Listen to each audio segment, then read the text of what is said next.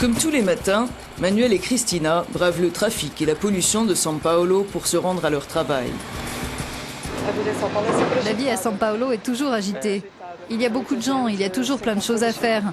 On n'a pas un week-end ou une semaine tranquille. Tout va toujours à 1000 à l'heure. La capitale économique brésilienne est leur ville d'adoption. Tous deux ont quitté le Portugal en crise pour trouver ici un nouvel élan. Ils mettent à profit leur expertise dans cette entreprise d'ingénierie civile. Le travail ne manque pas, disent-ils. En Europe, à part la crise, le rythme est plus lent. L'Europe a déjà eu des choses que le Brésil n'a pas encore réussi à avoir. C'est pour ça qu'au Brésil, il faut pédaler plus vite pour arriver au niveau des grandes économies. Cristina et Manuel ont été recrutés par un compatriote, lui-même installé depuis 40 ans au Brésil. La demande en ingénieurs venus d'Europe est forte, dit-il. Il bénéficie d'une chose qui malheureusement fait défaut au Brésil, l'éducation.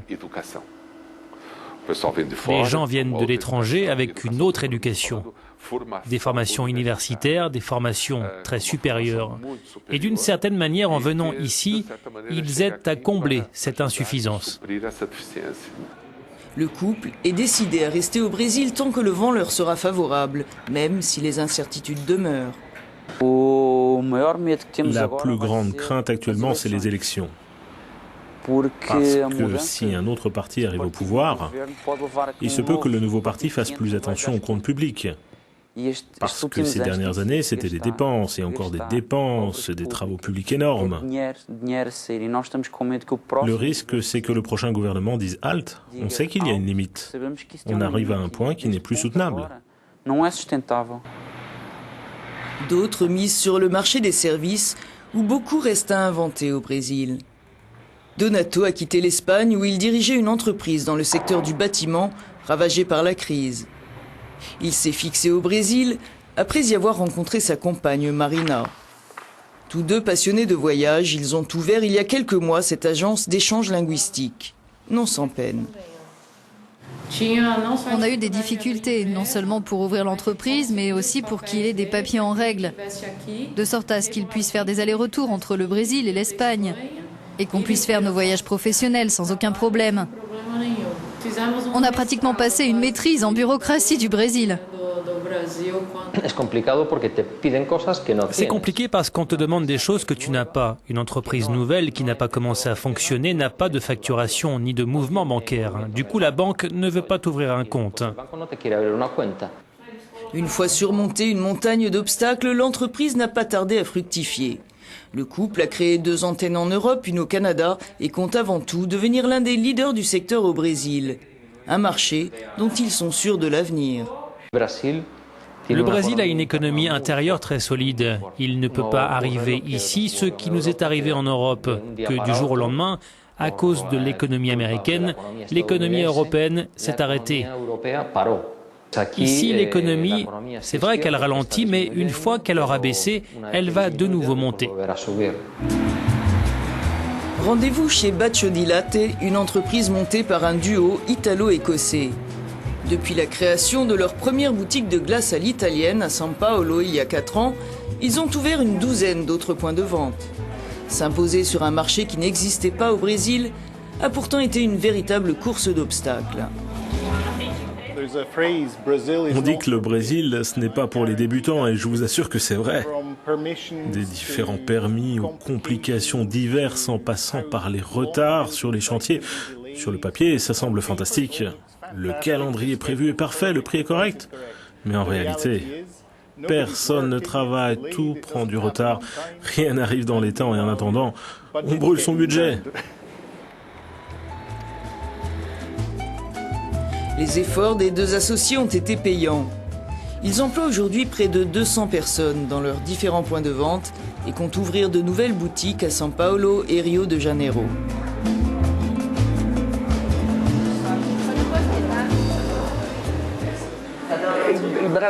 Le Brésilien, par rapport aux Européens, est beaucoup plus affamé d'innovation, de choses nouvelles, de choses différentes. Les Européens, les Italiens, les Anglais, les Français, les Écossais sont beaucoup plus traditionnalistes. Si on compare le Brésil et l'Europe à deux personnes, l'Européen serait le septuagénaire, avec une vie stupéfiante, un tas d'expériences incroyables, mais plus beaucoup d'avenir. Le Brésil est l'adolescent de 15 ans, qui a toute la vie devant soi. Il peut faire d'énormes bêtises, mais avec toutes les chances de s'améliorer en grandissant. La fortune ne sourit pas à tous ceux qui viennent tenter leur chance au Brésil.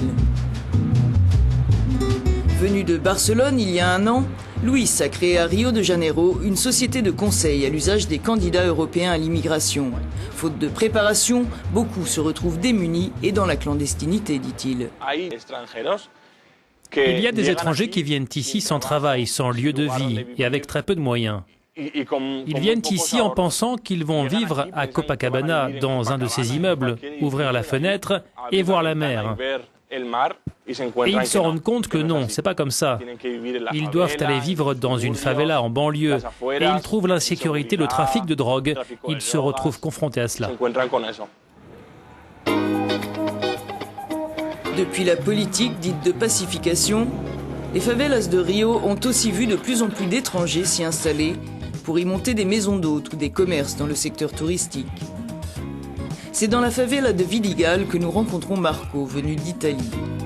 Les prix prohibitifs des loyers à Rio l'ont poussé à s'installer ici, ce qui lui a permis d'ouvrir une petite pizzeria avec sa compagne. Ils aiment leur vie à Vidigal, mais ce n'est pas tous les jours facile. C'est compliqué de vivre dans une favela comme celle-ci. Il y a des problèmes de transport et aussi de logement. Parce qu'à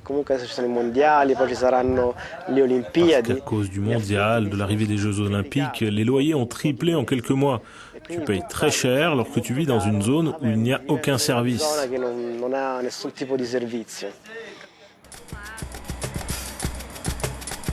D'autres ont pu tirer profit de l'effet Coupe du Monde. En plein cœur de Rio, Olivier et ses deux associés français ont misé sur l'engouement des Brésiliens pour le football, leur passion commune. Ils y ont créé les premiers terrains de football à 5, un créneau porteur dans une ville où l'espace est rare. On est vraiment dans le pays de la consommation.